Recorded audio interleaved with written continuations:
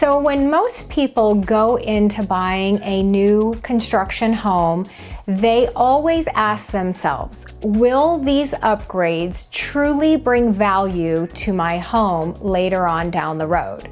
And I'm about to answer those questions for you in this video. You'll know by the end of this video how to focus more on timeless features instead of falling into the upgrade trap. Because trust me, once you get to the design center and all of the pretty things are in your face screaming, buy me, pick me, you will start falling into the upgrade trap.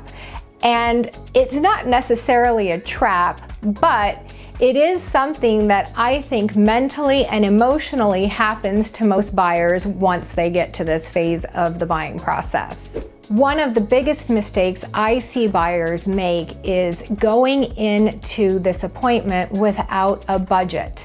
Remember what our forefather Benjamin Franklin once said: if you fail to plan, you plan to fail. So the two most important things to go into this appointment with is a plan and a budget. Of course, what I'm about to talk about is relative to each individual's financial situation.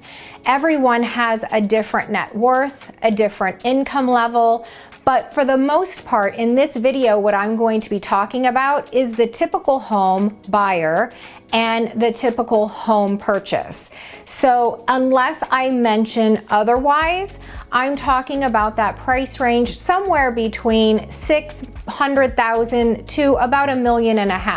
That $1.5 million might sound a little high to some of you, but in the Las Vegas area, that's about the average price of a home. The median price right now is somewhere between the upper 400,000s to the lower 500s in the Las Vegas area. So let's get back to that original question. What upgrades at that design center appointment will or will not bring value to your home? And I'm gonna focus on the ones that will not bring much value to your home, but they may bring value to your lifestyle.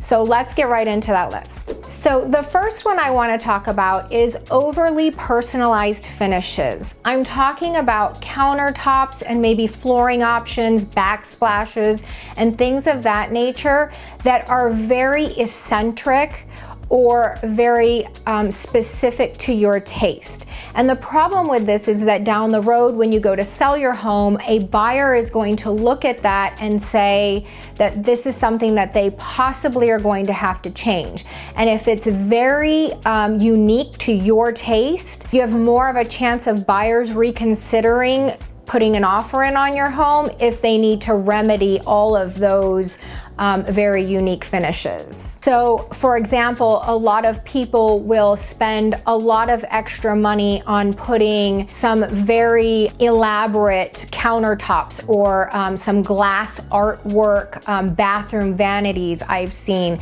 And you may be spending a lot of money on those finishes that you won't necessarily get back dollar for dollar when you do end up selling your home in the future. I hope all that makes sense to you.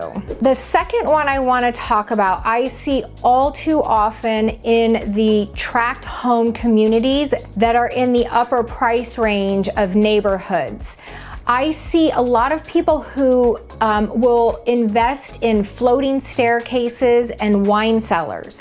I understand your income level, your lifestyle may allow for you to splurge on items like this, but when you go to list your home, please know those items will not bring you any value. And I say this because every transaction in real estate has to be accompanied with an appraisal, unless it's a cash transaction and the buyer waives the appraisal. And in those neighborhoods, there's a ceiling on your value. So nobody is going to spend an extra $100,000 to $150,000 more on your home versus the neighbor's home, especially when floating staircases and wine cellars aren't necessarily in everybody's lifestyle or budget. So it might be a selling feature of your home, but don't count on getting your money back, especially though your money comes back in custom homes when you put items like that into your home,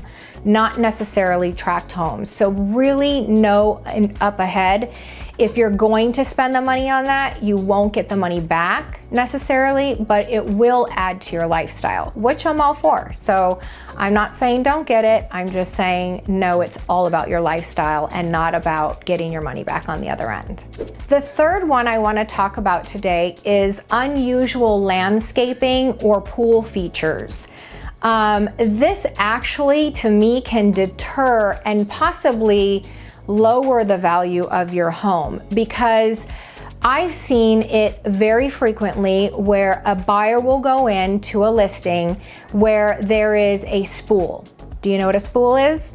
I'll explain. So a spool is what I call it a spool, but it's a large spa / pool.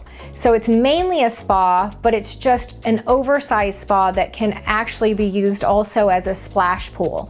The reason why it deters a lot of buyers is because now not only do they have to dig their own pool, because most buyers want a pool or no pool. They don't want a spa or a spool. So now they have to dig their pool, but they also have to fill in your pool or spool or water feature. I've seen this with ponds, like koi ponds, big waterfall features. A lot of people don't want to pay the upkeep or the water bill for all of that. So those are 2 or 3 things I just named that I've heard buyers complain about when I do see, the smaller pool options in people's backyards and also the ponds and water features. Also, just really elaborate landscaping. Again, you may not get your money back in that. It will all be about your enjoyment, which is great, but just know that it's not going to give you dollar for dollar return on your money. The fourth thing I want to talk about is really high-tech features such as whole house music and surround sound theater options. I think because they are ever changing in that world, things get outdated monthly. So think over a few years, your system will not really be worth a whole lot to a buyer of your home. So I don't think you will get your money back in the end. They will be simply for your enjoyment purposes only. If you're new here to my channel, hi, my name is Lisa Lopez and I was born and raised in Las Vegas. I'm a real estate consultant in the area and I specialize in luxury real estate. If you ever find that you need help with any of your real estate transactions, feel free to reach out anytime. All of my information is in the description below. And don't forget to subscribe and like. Okay, let's move right into number 5. And I think this one is going to ruffle some feathers, but I don't think it's worth investing in super high efficiency HVAC systems. I know that a lot of people are going to think that I'm crazy, but there is more and more research that shows the higher SEER efficiency systems take so much time to get your money back that they're not necessarily worth it. So my suggestion is do your research on SEER rating value before you invest in those super efficient HVAC systems. I personally I'm in the process of remodeling a home right now and I had to replace the AC systems and I did not go with the highest SEER rating. I went with, I believe it was middle of the road, maybe an 18 SEER. So do your research. There's a lot out there now. So just like those over luxurious floor options and countertop options, the same problem falls in the extra luxurious bathroom options. I know we're in Vegas, so we don't see this option very often, but it does exist from time to time, and that's heated floors and like heated towel bars and towel racks. Those don't necessarily bring any value. The heated floors are very expensive, but the heated towel racks, those aren't quite so expensive, but you do leave them behind and they're not going to bring much value to you, your resale down the road. So, question. I'm gonna quiz you out there. What % do you think the average home buyer of a new construction home spends above the original list price of the home? I want you to answer in the comments below. A, 5 to 10%, B, 10 to 15%, C, 15 to 20%, or D, 20 to 25%. Let me know. I'm really interested to know what you guys think. And I'll answer this question on another video sometime down the road. Okay, so the next thing I really don't think is worth spending extra money on, but generally you won't see this in a design center, but you will get inundated with mailers soliciting solar panels. Solar panels sound like a great idea up front. I do not own solar panels, so I can't speak personally on them. I'm sure they're great. I hear your energy bills are super low, like $30 versus $300. But most homeowners end up leasing them. And when you lease solar panels, it becomes a headache when you try to sell your home. So I really always advise my clients and friends and family members to really reconsider purchasing and putting solar panels on, especially if you don't plan on staying in your home for more than 10 or 20 years, because it takes that long to pay them off. And it takes a long time to make your money back if you're paying cash for them as well. So really do your research on solar panels, because I don't necessarily think they're worth the money in bringing you value back in the end. I've actually seen it kill some deals, because if you're leasing your solar panels, then your buyer has to take over your lease, and it's an additional payment on top of their house payment that they weren't already planning to spend. So really do your homework. And the last thing I want to talk about, I did mention some higher end finishes and very personalized finishes, but there's two really specific finishes that I think you need to be cognizant of when you do go to the design center. The first one is fireplace, and the second one has to do with countertops. So let's talk about fireplace first. If you have an option to put fireplaces in your home and you can't afford the longer linear fireplaces, my advice is to not get the fireplace. We live in Las Vegas. It's warm the majority of the year here, so the fireplace doesn't have much function. They do kick heat out, but they don't have a lot of function because we don't get so cold here. And those square fireplaces do deter buyers, because oddly they're they're really difficult when it comes to interior design. So unless you have an interior designer that really knows how to get around that square fireplace, it becomes a problem.